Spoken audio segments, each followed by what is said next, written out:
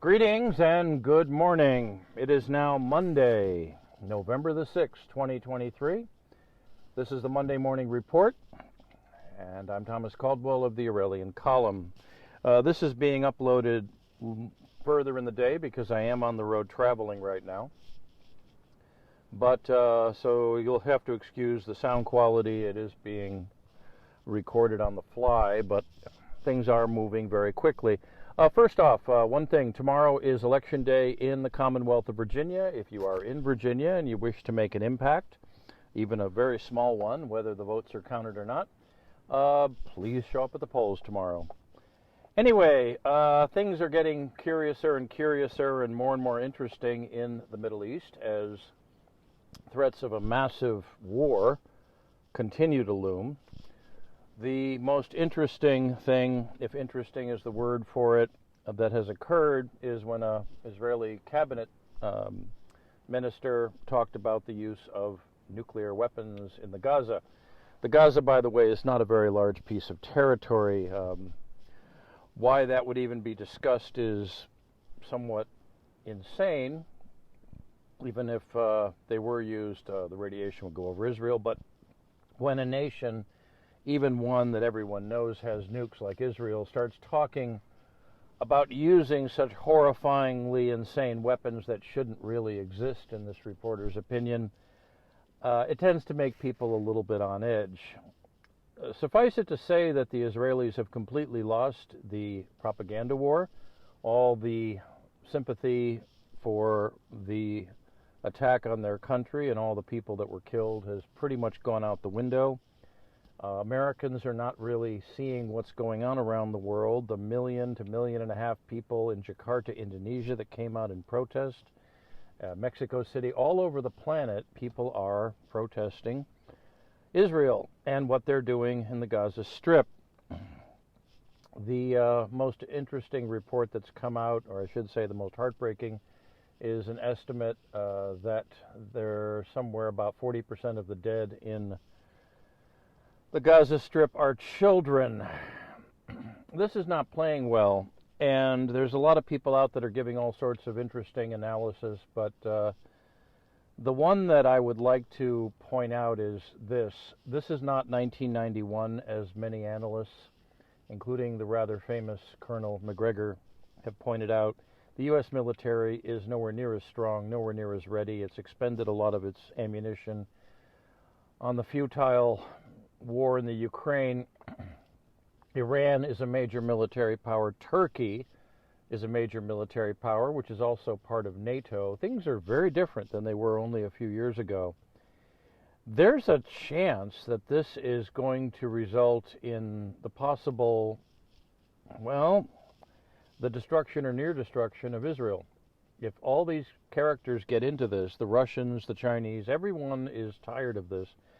And something's happened that hasn't happened in 1,000 years is the different factions of Islam seem to have come together in a unified front. I don't think we've seen anything like that since the time of the Crusades. I mean, the ones back in the day when the Roman Catholic Pope sent people to the Holy Land to liberate it, so to speak.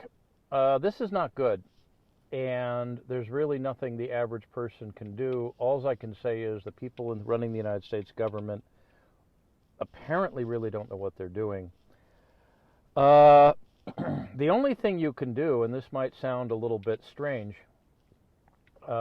is to actually contact your members of Congress. They say, oh, what are they going to do? Well, they're going to listen because they're probably pretty scared right now. And if you at least lodge a complaint with your senators, your local representative, you can even leave messages at the White House. Although Mr. Biden is obviously not in charge of anything, people will pay attention to that. The chances of this spinning into a World War I-like scenario, not World War II, but a World War I-like scenario, where all sorts of interlocking treaties could result in a cataclysmic conflict, is very real. And honestly, you don't want to get to the point where you're going to have to rely on your stockpile of food, medicine, and ammunition. You don't want that. We don't really want to throw away civilization. But if there's a time for people to protest or a time to make themselves known to members of government, not just in the United States but elsewhere, this is the time to do it. Unless the Israelis scale things back, and in the past, whenever things got out of hand, the Americans always told them to stop, and they did. It doesn't seem to be happening now. So all I would say is if you hear about Turkey or Iran openly declaring war on Israel, all bets are off. In which case, as I say before, don't pray for peace, pray for sanity, because sanity always follows, peace always follows, excuse me. Sorry I'm on the road, I can't edit this, but I'm going to just ask people to consider news sources. If you want to see what the Arab world is thinking, I do recommend Al Jazeera Live on YouTube. That is a good source. Colonel McGregor, who is on various other sources on YouTube, is also quite a good analyst. I would avoid anything that's coming from the major networks because it is nothing but propaganda at this point. I was horrified of what I saw. You're not going to be seeing the millions upon millions upon millions upon people in the Arab world, in the Muslim world, that are frothing at the mouth. They're so angry. It's not a good situation, and nobody likes to see children killed. Israel, if it does not scale back, this is not going to go well. There is other news going on, but this is the one that people really have to pay attention to. So that being said, take everything you're hearing with a grain of salt, but do prepare. Expect oil prices to go through the ceiling. That is a given. Food prices as well. Don't bet on a nuclear war. I don't think it would get to that point, but in the Middle East, if it happens, that would set things off something awful. Again, we don't really know where things are going to go. This is the danger of going out of your way to have a war with someone. Having a war with Iran, with the United States, would be insane. And getting into anything involving Turkey, which is also a major military power, would also be insane. So let your thoughts be known. Don't stand by idly, and let the crazy people send us into the abyss.